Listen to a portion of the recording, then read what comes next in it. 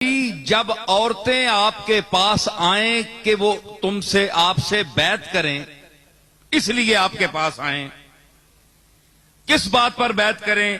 اللہ یشرکنا باللہ شیئا، کہ وہ اللہ سے کسی چیز کو شریک نہیں بنائے گی، اس بات پر آپ کے پاس بیعت کرنے کے لیے آئیں۔ ولا یسرقنا، اس بات پر بیعت کریں کہ وہ چوری آئندہ نہیں کریں گی۔ ولا یزنینا، اور بدکاری نہیں کریں گی۔ ولا یقتلنا اولادہن، اور اپنی اولاد کو قتل نہیں کریں گی۔ اذا الموءودۃ سئلت بأی ذنب قتلت، پہلے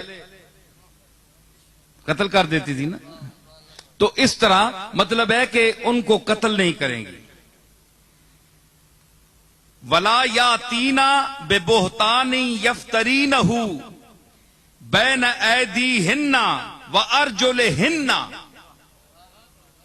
اور ایسا کوئی بہتان کسی پر نہیں باندھے گی جو اسی وقت انہوں نے اپنے ہاتھوں سے اپنے سامنے گھڑا ہو۔ یہ بھی ایک طریقہ ہوتا ہے نا، اللہ معاف کرے، مردوں میں بھی یہ بری عادتیں ہیں، لیکن قرآن مجید عورتوں کا ذکر کر رہا ہے، میں نہیں کر رہا، قرآن شریف کر رہا ہے،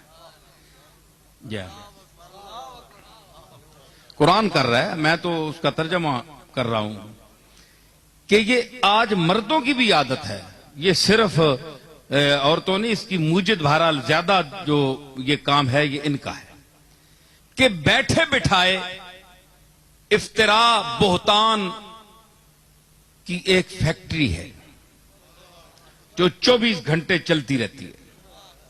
بیٹھے بٹھائے کسی بیچارے نے کوئی پتہ ہی نہیں اپنی کسی رشتہ دار کے ذمے کوئی الزام لگا دیا، یہ ایسی ہے، یہ فلاں کے ساتھ اس کا کام خراب ہے، فلاں ہے، ایسی ہے، اس کے تو مجھے سب حالات پتہ ہیں۔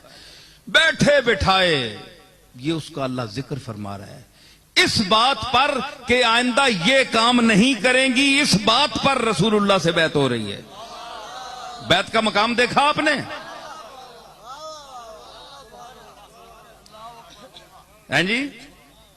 ولا یاتینا ببہتان یفترینہ بین ایدیہن وارجلہن، اپنے ہاتھوں سے گھڑ کر اپنے سامنے اسی وقت بنا ٹھنا کر ایسی بات بنانا کہ جناب سچ نظر آئے، ایسا سیریس ہو کر گفتگو کرنا، ایسے تیور بتانا کہ جناب سننے والا یقین کر لے، یار نے کہا میں تو بہت بڑی پرانی ہوں، میں تو اس کو جانتی ہوں۔ بس فرمایا نہ، اگر آتی ہو میرے کملی والے میرے رسول کے پاس تو اس بات پر یہ بیعت کرو، معاہدہ کرو کملی والے کے سامنے۔ تو حضور کیا کرتے تھے؟ آپ اشارے سے، ہاتھ میں آپ ہاتھ نہیں لیتے تھے عورتوں کا، کپڑے سے یا پانی میں آپ ہاتھ ڈالتے تھے، اس میں وہ میں نے لکھا ہے اس میں پیری مریدی کے پورے ثبوت کے ساتھ، یہ جو رسالہ ہے میرا، تو اس وقت یہ وعدہ کیا جاتا تھا، تو عورتیں وعدہ کرتی تھیں آپ کے سامنے کہ یہ کام ہم نہیں کریں گی۔ تو مقصد یہ ہے کہ یہ بیعت جو ہے اصل اعلی صفات کو اپنانے اور گھٹیا صفات کو چھوڑنے کے لیے ایک معاہدہ ہے۔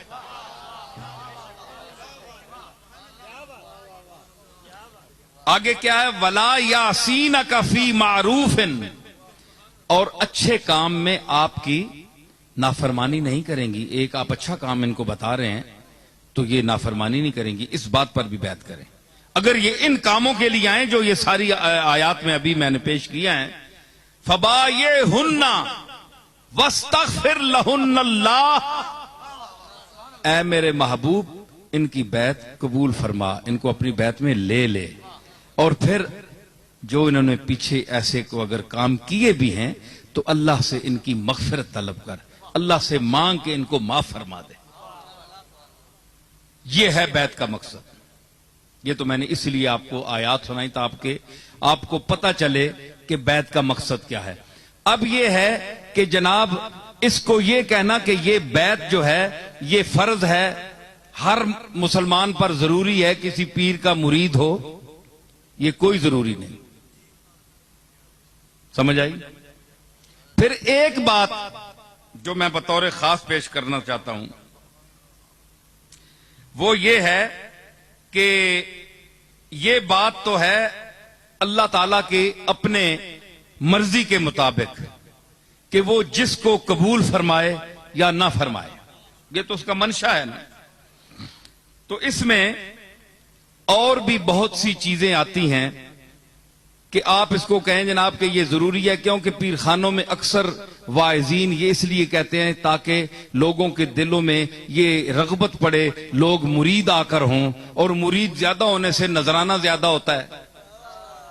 جتنے مرید ہوں گے اتنا نذرانہ بڑھے گا، تو اس لیے رغبت دیتے ہیں. میں ان چیزوں سے اوپر ہو کر بول رہا ہوں.